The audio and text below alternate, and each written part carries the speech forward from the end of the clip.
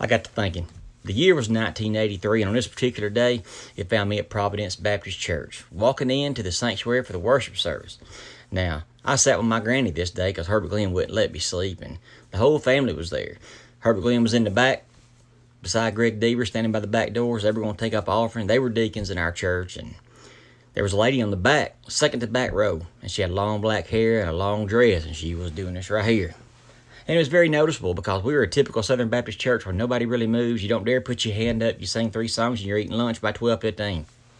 Got me? Okay. Well, I asked Granny, I said, Granny, who's that lady back there? And Granny began to tell me. She said, sweetheart, her name is Sister Sue. And she said, I've known her whole life.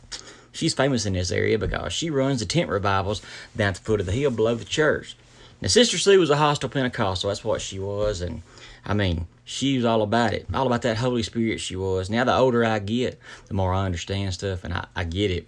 But time and place, that's what I understand the most. But Brother Edward stepped up to the pulpit and started to preach. About that time, Sister Sue started screaming. She let loose in tongues in our Baptist church, and I don't even know what that even was at that time. I mean loud now. So loud that my granny slapped me on the knee. Ah!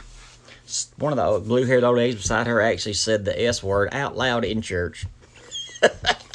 Just caused a ruckus. And Brother Edward said, be quiet in the house of the Lord.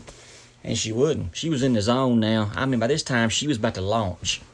So Daddy looked at Herbert Glenn, or the preacher looked at Herbert Glenn and Greg and said, so Daddy and Greg gently walked up to her, picked her up under her arms, one on each arm like that, drug her out of the pew, and she wouldn't walk, and they drug her out the door of the church, took her to her car, opened the door and put her in her car, and walked back in the church. And when we got out of church, she was still out there praying. She was in the spirit, I guess. But like I said, time and place. The cussing in the church is what got me the most, really. Boy, Sister Sue, she'd run a tent revival now. Good gosh. Not making fun of her, y'all. Like I said, it's just time and place. If you can imagine that, then we are the same.